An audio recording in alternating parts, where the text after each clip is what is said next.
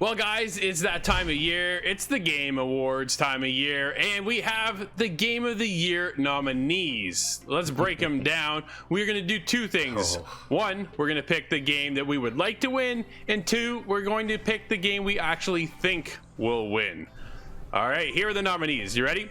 Deathloop, It Takes Two, Metroid Dread, Phychonauts 2, Ratchet and Clank Rift Apart, and Resident Evil Village.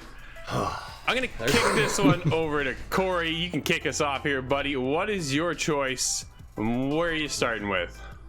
You know what? We just had a little quick conversation about this before we started recording, and this is actually truly tough because this has been a year of a lot of very interesting dynamic style games that we haven't seen in a while. I mean, when you look at Deathloop, we're looking at, imaging and, just the way that game looked and played, it was amazing. It was something that we haven't seen in a long time. And then, Drew, you checked out Ratchet and Clank. I mean, I'm a huge fan of that series. That game looked amazing, and being able to experience that on the PS5 and next gen with that controller, I mean, come on. Like it's for me, honestly, Ratchet and Clank is the game I want to win.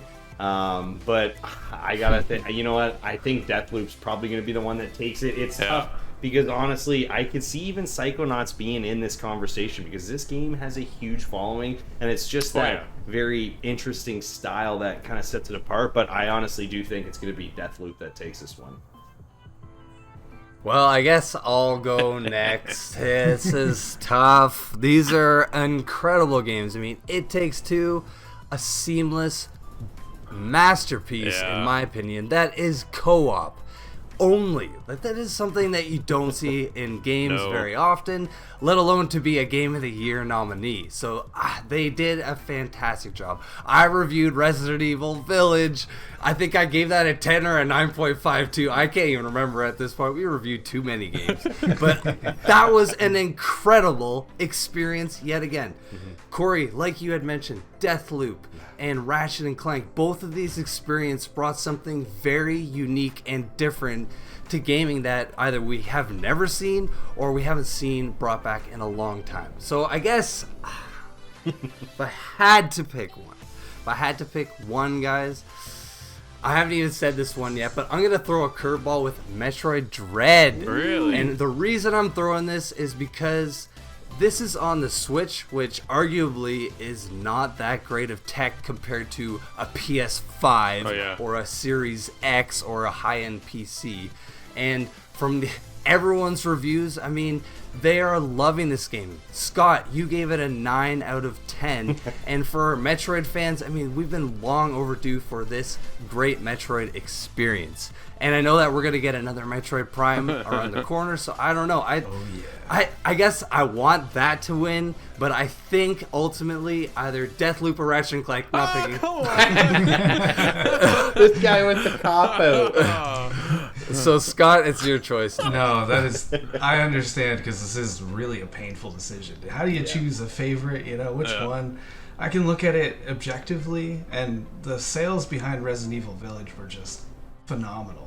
It seemed like everybody who was online started playing that game and had absolutely glowing reviews themselves. So I know that's definitely a contender, especially in the way that sales go. But Metroid Dread is the only one that could compete, I think, on that scale with sales. And it just took off, of course, because of the Switch. And it was something that's about 19 years, since the last game, so everybody jumped on that really hard. That's definitely a super loved series, so that's the one that I think is gonna win, and I actually could not be happier. I really want Metroid Dread to do it.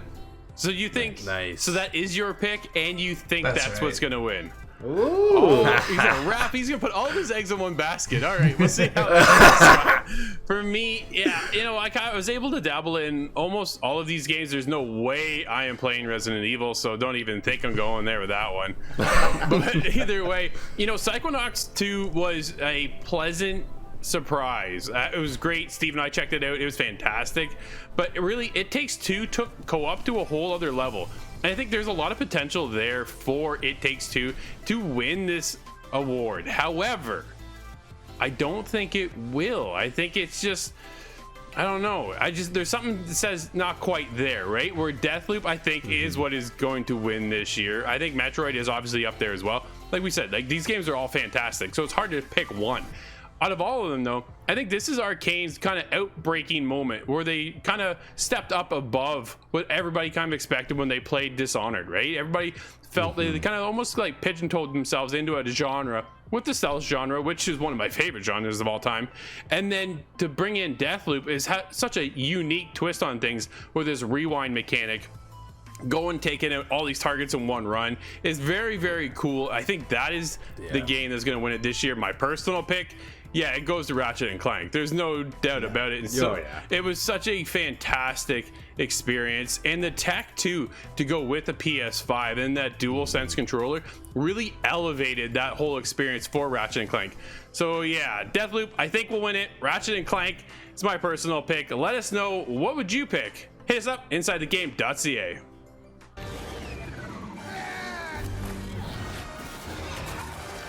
The boundaries between the universes are coming undone. Yo-ho, yo-ho, our time has finally come.